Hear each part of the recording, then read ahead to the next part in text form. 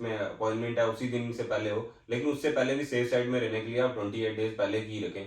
अब मेरे केस में मैं थोड़ा कम पैरानॉइड हूँ भाई के कंपैरिजन में, तो मैंने 1-2 महीने पहले ही डलाए थे, लेकिन भाई ने 4-5 महीने पहले डला के रखे और थे। क्योंकि मैं डिसाइड नहीं कर पा रहा था कि कौन सी यूनी लिए, और लास्ट में फिर मेरे को ज्यादा अमाउंट जानी पड़ी। और एक और चीज,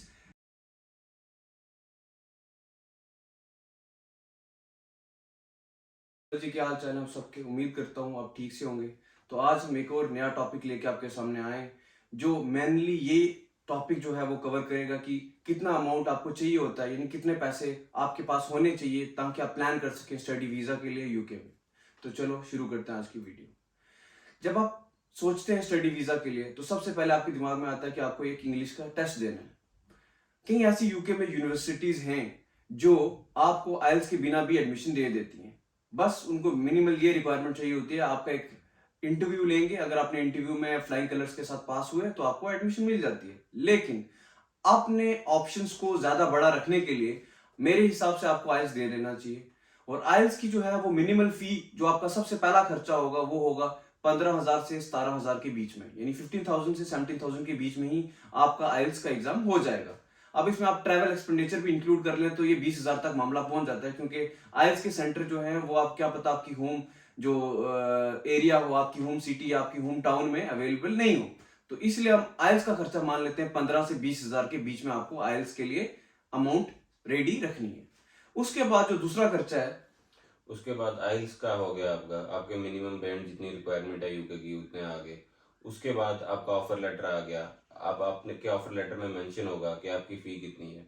अब मेरे केस में मेरी फ़ी थी 17,000 पाउंड्स, और भाई की फीस थी। मेरी थी 18,000 पाउंड्स, और मेरी यूनी थी कोवेंट्री, और बाई की थी हडर्सफील्ड। और मेरे को 17,000 पाउंड में से 5,000 पाउंड स्कॉलरशिप मिली थी, क्योंकि मेरे मार्क्स भी अच्छे थे डिग्री में, और आइल्स के स्कोर भी अलग अलग यूनिवर्सिटीज़ के अलग अलग क्राइटेरिया होते हैं, और मैंने काफ़ी पहले भी अप्लाई कर दिया था, तो इसलिए मुझे 5,000 जो है स्कॉलरशिप मिली, और उसके बाद 12,000 पाउंड मेरे को पे करनी थी। मेरे केस में मेरे को स्कॉलरशिप नहीं मिली, क्योंकि मैं काफी टाइम ले रहा था यूनीज सेलेक्ट करने में। और ये गलती आप ना करें। आपके पास आप कम से कम 4 से 5 महीने का गैप रखें कि आप बहुत सारी यूनिवर्सिटीज में अप्लाई कर लें। उसके बाद जो आपको आपके कंफर्ट के हिसाब से, आपके बजट के हिसाब से, आपकी जो आपकी स्पेशलिटी, आपकी फील्ड है, उस हिसाब से आपको एडमिशन मिल रही है। ये सारे क्राइटेरिया तभी फुलफिल हो सकते हैं और आपके अकॉर्डिंगली आपको यूनी तभी मिल सकती है अगर आप टाइम से, जैसे भाई ने टाइम से पहले ही अप्लाई कर दे। मेरे को सिर्फ 1 महीने के अंदर सारा प्रोसेस हुआ, और 1 महीने के विद इन 1 मंथ मेरा वीजा आ गया, और मैं 1 मंथ 10 डेज के अंदर यहाँ पहुंच गया था। तो आइल्स के बाद आपकी यूनी की फी हमने बता दी। मेरे केस में थी 18,000, भाई के केस में कितनी थी? 17,000 और 5,000 स्कॉलरशिप निकाल दो तो 12,000 पाउंड। मतलब 12,000 पाउंड। नेक्स्ट, और उसके बाद जब आप आपके ऑफर लेटर में मेंशन होता है, अलग अलग यूनिवर्सिटीज़ का अलग अलग हिसाब होता है। मेरे में मेंशन था कि मेरे को 5,000 पाउंड मेरे कैश से पहले देनी थी, और 1,000 पाउंड यहाँ आके इनरोलमेंट से पहले। मेरे केस में यह था कि आपको मिनिमल जो है हाफ जो वो पे करनी है, यानी 8,000 पाउंड आपने वहां से पे करना है, तभी वो कैश इशू करेंगे। और बाकी का 8,000 पाउंड जो है जब आप यूके में आ जाएंगे, उसके विद इन मे, मतलब 5 मंथ्स के अंदर ही आपने वो 8,000 पाउंड देना है। तो मेरे पास पहला खर्चा हमारा आइल्स का हो गया, और उसके बाद हमने 8,000 पाउंड जो फी मेरी केस में और भाई के केस में, इनरोलमेंट से पहले 6,000 पाउंड रख लो, 6,000 और पाउंड। ये यहाँ तक का सफर ऑफर लेटर से लेकर अब इसके बाद जो होता है वो होता है कैश इशू। और कैश के बाद क्या होता है? कैश इशू हो गया, समझो आपका आधा काम हो गया। अब कैश इशू हुआ, उसके बाद सबसे पहले आपको कराना टीबी का टेस्ट। अब अराउंड 2,600 से 2,700 के बीच में टीबी का टेस्ट की जो कॉस्ट आ जाती है। बाकी ट्रैवल एक्सपेंस क्योंकि अलग अलग सिटीज़ में होता है। क्योंकि हमारे केस में रजौरी में तो था नहीं, ना ही जम्मू में था, तो हमें चंडीगढ़ टाइप मूव करना पड़ा। क्योंकि कुछ ही रजिस्टर्ड क्लिनिक्स या हेल्थ सेंटर्स हैं जहां आप टीबी का टेस्ट करवा सकते हैं, क्योंकि यूके जो है वो कुछ ही सेंटर्स को उनकी जो आपका टेस्ट की जो रिपोर्ट है उनको वैलिड मानता है। हर जगह का आप टीबी का टेस्ट करवा के उसकी रिपोर्ट को नहीं मानेंगे। इसलिए टीबी का टेस्ट जरूरी है, क्योंकि जितनी भी एशियन कंट्रीज है यहाँ टीबी के केसेस ज्यादा है। इस चक्कर में अपने आप को, अपनी कंट्री को सेफ रखने के चक्कर में हमारा ये टीबी का टेस्ट करते हैं। जनाब आपको टीबी तो नहीं है, तभी आओ यार। और अब आपने टीबी का टेस्ट करा लिया, उसकी रिपोर्ट से 1-2 घंटे में मिल जाती है, उसी दिन मिल जाएंगी आपको। उसके बाद जो आपका तीसरा खर्चा आता है, वो है आपका IHS का, इमिग्रेशन हेल्थ सरचार्ज। वो मेरे केस में जब मैं आया हूँ 22 से 1 साल 1.5 साल बाद, तो मेरे केस में मेरा आया था अराउंड 75,000 और बाई का। मेरा भी लगभग सेम ही था, क्योंकि 75 से 77,000 के बीच में ही मान लें, क्योंकि हम एग्रीगेट लेके चल रहे हैं, क्योंकि एक्चुअल वेरी कर सकती है, थोड़ा ऊपर थोड़ा नीचे। आप 75 से 77,000 मान लें आईएचएस के लिए। और पाउंड के कंपैरिजन में रुपी के रेट पे वेरी वेरी कर करता सकती है, है। इसलिए आप एग्रीगेट मान लें। लेकिन इसमें एक और चीज भी ऐड कर लें, क्योंकि आपको जो है ना वो इंटरनेशनल बैंक ट्रांजैक्शन वाला कार्ड चाहिए ही चाहिए। बिल्कुल बिल्कुल, वो आप चाहे एजेंट से कराएं या कहीं से करें, मेरे हिसाब से आपको अपना ही कार्ड रेडी रखना चाहिए, क्योंकि बाई चांस खुदा ना खास्ता अगर आपकी ट्रांजैक्शन कैंसिल हो जाती है तो आपकी अमाउंट जो है वो रिवर्ट करेंगे आपके बैंक से जहां से वो गई है, रादर देन एजेंट से, क्योंकि कोई भरोसा नहीं होता किसी का, क्योंकि it's a matter of money. तो कोशिश करें कि आप अपने हिसाब से अपनी सेफ्टी लेके चलें। और वो बैंक का कार्ड की मिनिमम मेरे हिसाब से लिमिट आप 2 लाख INR रखें, क्योंकि आपको IHS भी उसी से कराना है और उसके बाद वीज़ा की फ़ी भी उसी से देनी है। अब उसके बाद IHS के बाद आ जाता है वीज़ा फ़ी। अब वीज़ा की फ़ी 3 तरह की होती है, स्टैंडर्ड, प्रायोरिटी और सुपर प्रायोरिटी। स्टैंडर्ड में अराउंड 35,000 लगते हैं, वो नहीं कराया था मैंने कराया था प्रायोरिटी, मेरे लगे थे अप्रॉक्सीमेटली 65 to 70,000 और भाई ने कराया था सुपर प्रायोरिटी। हाँ जी। और सुपर प्रायोरिटी में वीजा जो है वो 1 डे में आ जाता है, क्योंकि मेरे पास टाइम का कंस्ट्रेंट था। कोशिश करें कि आपके पास ऐसा ना हो, क्योंकि मेरे पास एक एक्स्ट्रा डिग होगा मेरे पॉकेट में, अमाउंट ज्यादा निकली, क्योंकि मेरे पास टाइम की कमी थी, इसलिए मैंने सुपर प्रायोरिटी है। सुपर प्रायोरिटी में विद इन 24 आवर्स आपको जो है ये वीजा आ जाता है। और बाई के केस में प्रायोरिटी था, उसमें 5 वर्किंग डेज लग जाते हैं, और जो नॉर्मल स्टैंडर्ड सर्विस है विद इन 28 डेज। कोशिश करें कि आप प्रायोरिटी से ही जाएं। एक तो बंदे को दिमाग में ये थॉट नहीं आता रहता आएगा कि नहीं आएगा। 99% केसेस में वीजा आ जाता है, अगर आपके सारे डॉक्यूमेंट्स लेजिट हैं, कोई मसला नहीं है, सब कुछ सही है, तो आपका वीजा आ जाएगा।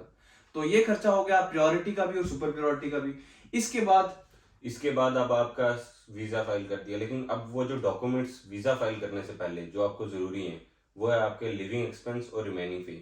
अब आप अगर आप आउटर लंदन में हो तो आपके 9,50,000 रुपीज़ आपके अकाउंट में होने चाहिए, और अगर इनर लंदन में हो तो 10,50,000। मतलब ये इसलिए क्योंकि लिविंग कॉस्ट जो है, जैसे अगर कोई इंसान जम्मू में रह रहा है और कोई इंसान दिल्ली में रह रहा है, तो उसकी लिविंग कॉस्ट जो है वो वेरी करेगी, क्योंकि दिल्ली जो है बिग सिटी है, जम्मू इज अ स्मॉल, तो इसलिए लिविंग कॉस्ट से ज्यादा रखते हैं। क्योंकि जब इनर लंदन में रहोगे तो आपको अमाउंट ज्यादा लगेगी, आपके लिविंग एक्सपेंस ज्यादा होगा, आपका रेंट ज्यादा जाएगा, आपका ग्रोसरीज में भी वेरिएशन होगी, आपका ट्रैवल एक्सपेंस ज्यादा होगा। और कंपैरेटिवली जब आप आउटर लंदन में रहोगे तो आपको रेंट थोड़ा चीपर आ जाता है, तो बाकी तो लगभग इतना कोई खास फर्क होता नहीं है। बिल्कुल। और उसके बाद आपका लिविंग एक्सपेंस हो गया, उसके बाद जो आपकी रिमेनिंग फीस है, जैसे अब मेरी केस में रिमेनिंग फी मेरी थी 6,000 पाउंड या 6 लाख, और बाई के केस में मेरे में थी 8,000 पाउंड्स। अब आपको इसमें जो है, आपने बैंक स्टेटमेंट की बात कर लेते हैं, उसके बाद हम टोटल अमाउंट आपको दिख जाएगा कि टोटल अमाउंट मेरे केस में कितना लगा और बाई की केस में। बैंक स्टेटमेंट के बारे में क्या कहना है? बैंक स्टेटमेंट में आपने अपनी हाफ फी जो है वो पे कर दिया वहां से आने से पहले, और हाफ आपकी बचती है जो यहाँ आके पे करनी है, आपने वो शो करनी है। और लिविंग एक्सपेंस है वो इनर या आउटर लंदन में जहाँ भी आप रह रहे हो उस हिसाब से वेरी करता है, तो वो टोटल अमाउंट आपको एज अ होल आपको अपनी बैंक स्टेटमेंट में दिखाना है। मिनट में आपने जो फी चली गई आपकी, उसके बाद रिमेनिंग फी एक नंबर। दूसरी चीज जो है आपका लिविंग एक्सपेंस है, आप आउटर लंदन में चाहे आप इनर लंदन में, वो इंक्लूड कर लें, ये आपको अपनी बैंक स्टेटमेंट में दिखाना है। और बैंक स्टेटमेंट में आपको जो है वो 28 डेज की पुरानी होनी चाहिए। मतलब अगर आप 4 दिन बाद वीजा फाइल करने जा रहे हैं तो उससे पहले 28 डेज आपके पास बैंक में वो पैसे पड़े रहने चाहिए, इससे कम नहीं होने चाहिए। इससे 2 दिन 4 दिन 10 दिन ज्यादा भी हो जाए तो चलेगा। और जिस दिन ऑनलाइन वीजा फाइल करते हो उस दिन से पहले 28 डेज भी होने चाहिए। ये नहीं कि आप उस दिन जा रहे हो, आपकी जिस दिन VFS में अपॉइंटमेंट है उसी दिन से पहले हो, लेकिन उससे पहले भी सेफ साइड में रहने के लिए आप 28 डेज पहले की रखें। अब मेरे केस में मैं थोड़ा कम पैरानॉइड हूँ भाई के कंपैरिजन में, तो मैंने 1-2 महीने पहले डलाए थे, लेकिन भाई ने 4-5 महीने पहले डला के रखे थे। क्योंकि मैं डिसाइड नहीं कर पा रहा था कि कौन सी यूनि लिए, और लास्ट में फिर मेरे को ज्यादा अमाउंट जानी पड़ी। और एक और चीज जो बैंक स्टेटमेंट के रिगार्डिंग ये है कि कई बच्चे सोचते हैं कि अगर हम 3 महीने 4 महीने पहले पैसे रख लें तो क्या पता वीजा के चांसेस बढ़ जाएंगे। अब हर इंसान की डिफरेंट होती है फाइनेंशियल कंडीशन, मतलब कोई लोन लेता है, कोई कुछ लेता है, उस पर इंटरेस्ट जाता है। अगर लोन ले रहे हैं तो कोशिश करें कि आप इतना ज्यादा ना ले लें कि आपको इंटरेस्ट ज्यादा पड़ जाए। और अगर अपने पेरेंटल हेल्प से आप अपने वालिद साहब या अपनी घर वालों की मदद से अगर आप करवा रहे हैं बैंक स्टेटमेंट, तो फिर तो कोई मसला नहीं है, आप कभी भी रख लें तो खास फर्क नहीं है। लेकिन 28 डेज से ज्यादा ही कम नहीं होने चाहिए, क्योंकि बैंक स्टेटमेंट एक वाहिद ऐसा रीजन है जिसकी वजह से वीजा रिजेक्शन हो सकती बिल्कुल है। बहुत बड़ा सिर्फ एक ही रीजन है, क्योंकि कैश के बाद सिर्फ एक ही बैंक स्टेटमेंट का इशू आता है। और बहुत से लोगों को ये कंफ्यूजन होती है, मुझे भी थी, आपको भी थी, कि जिस अकाउंट में आपने अपने वो अमाउंट रखी होती है अपनी बैंक स्टेटमेंट दिखाने के लिए वीजा के लिए, क्या उससे ट्रांजैक्शन कर सकते हैं? हाँ, आप उससे ट्रांजैक्शन कर सकते हो, लेकिन वो जो आपकी मिनिमम अमाउंट आपकी रिक्वायरमेंट है वीजा के लिए, वो कम नहीं होनी चाहिए, वो उतनी ही रहनी चाहिए। उससे ऊपर आप जितनी मर्जी हाँ ट्रांजैक्शन यार, करो। कोई कोई इशू नहीं है यार, ये काफी मेन डाउट है और मेरे को खुद भी था और मैंने किया भी नहीं था इस चक्कर में, लेकिन जब यहाँ आए चीजें देखी तो पता चला कि हाँ, आप उस अकाउंट से जिसे आपने अपनी बैंक स्टेटमेंट दिखा रहे हैं उससे कितनी भी ट्रांजैक्शन करें कोई इशू नहीं, as long as the minimal amount which is required to file the visa is there. तो ये जरूरी याद रखें आप। बिल्कुल, ये बहुत बड़ा, ये बहुत से लोगों को डाउट है, और ये कहीं नहीं, मैंने भी बहुत सर्च करा था, कहीं नहीं मिला, क्योंकि अब कई लोगों के होते हैं एक ही अकाउंट होता है, उसी में वो पैसे डला देते हैं, फिर बेचारे वहां से खर्च भी नहीं पाते हैं। कोई भी डाउट रहता है कि कौन सी यूनी लें, कौन सी यूनी में कम पैसे लगेंगे और बैंक स्टेटमेंट में क्या इशू हो रहे हैं, तो आप फील फ्री करके कभी भी कांटेक्ट कर सकते हैं हमें, और हम कोशिश करेंगे कि as early as we can हम आपको रिस्पॉन्ड करें, क्योंकि एक छोटी सी हेल्प आपको बहुत सारी चीजों से बचा सकती है। और खुद भी रिसर्च करना बहुत जरूरी है। जैसे हम हमारी वीडियो देख रहे हो, आप और भी वीडियो देखो, आपको नॉलेज होगी, आप गूगल पे सर्च करो, क्योंकि जितना ज्यादा आपके पास खुद नॉलेज होगी ना, आप किसी एजेंट के पास भी जा रहे हो, आपको पता होगा कि क्या कर रहा है आप वो, क्या उतना नहीं कर रहा। फ्रॉड से बच सकते हैं। बिल्कुल बिल्कुल। जितना आप अवेयर होंगे उतनी ही आपके साथ कोई फ्रॉड नहीं हो पाएगा, कोई आपके पैसे नहीं फालतू हो नहीं ले, पाएगा, कोई बिल्कुल। स्कैम नहीं कर पाएगा। इसलिए अपनी अवेयरनेस जरूरी है। आपने सही कहा कि हमारी वीडियो देखें, किसी की भी वीडियो देखें, उससे जितना हो सके आप अपने फायदे के लिए चीजें उठा लें और अपनी लाइफ में अप्लाई करें जब आप वीजा फाइल कर रहे हैं। तो इसी के साथ आज की वीडियो करते हैं हम यहीं खत्म। उम्मीद करते हैं कि आपको इससे कुछ ना कुछ मिनिमल फायदा होगा, और कोशिश करें अगर आपको हुआ तो आगे भी फॉरवर्ड करें।